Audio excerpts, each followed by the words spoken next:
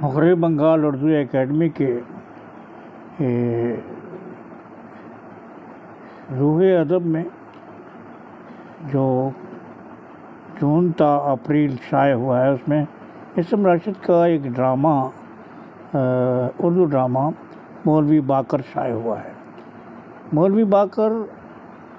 کے کچھ کردار کے بارے میں آپ کو بتانے جا رہا ہوں، لیکن ساتھ ہی ساتھ ہر ڈائریکٹر کے پاس کچھ ایسے کلاکار ہوتے ہیں جو کے بنا وہ کام نہیں کر پاتا ہے، یا اس سے زیادہ وہ موقع دیتا ہے، کیونکہ وہ اداکار جو ہے وہ ڈائریکٹر کی بات کو، اس کے خیالات کو، اس کی سوچ کو سمجھتا ہے، تو اسے آسانی بھی ہو جاتی ہے۔ اس میں ہمیشہ ہر ڈائریکٹر کے ساتھ کچھ لوگ ہوتے ہیں جو برابر ان کے ساتھ کام کرتے ہیں اور ان کے ساتھ ایک دوسرے کی جو ہے میل چال ہوتی ہے۔ تو میرے ساتھ بھی کچھ ایسے اداکار ہیں جس کو میں چاہتا ہوں کہ وہ میرے ساتھ کام کریں، جیسے کہ شبیر احمد ہیں، اور ساجن بھائی ہیں، شیخ ریاض الدین ہیں، آپ کے عبید ہیں، اور سنجیو رے ہیں، اور ونٹیش پانڈے ہیں۔ یہ سب ایسے اداکار ہیں جن کو کچھ زیادہ بتانے کی ضرورت نہیں پڑتی ہے، بس انہیں ایک دیا کہ بس اس کو صحیح طریقے سے اس کی ادائیگی ہو جاتی ہے۔ تو آج میں بات کر رہا ہوں شبیر احمد کی۔ شبیر احمد ایک اچھے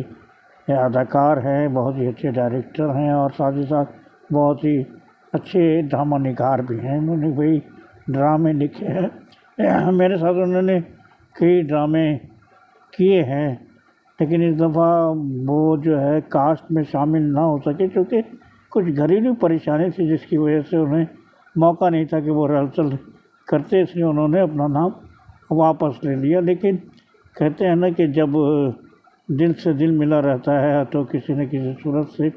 وہ شخصیت جو ہے وہ قریب آ ہی جاتی ہے۔ تو انہوں نے کم وقتوں میں ایک کام کیا کہ میرے جو مولوی باقر ڈرامہ پیش کیا گیا اردو اکیڈمی کے لاسٹ ڈرامہ فیسٹیول میں، یہ ICCR میں پیش ہوا تھا، تو اس کی موسیقی، اس کی میوزک جو ہے وہ ہمارے شبیر احمد نے تیار کیا، اور بہت ہی خوبصورت انداز سے اسے پیش بھی کیا۔ اس کے لیے میں انہیں بہت بہت مبارکباد دیتا ہوں۔ تو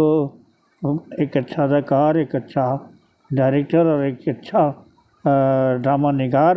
اور ساتھ ہی ساتھ موسیقی کی سمجھ رکھنے والا شخصیت شبیر احمد۔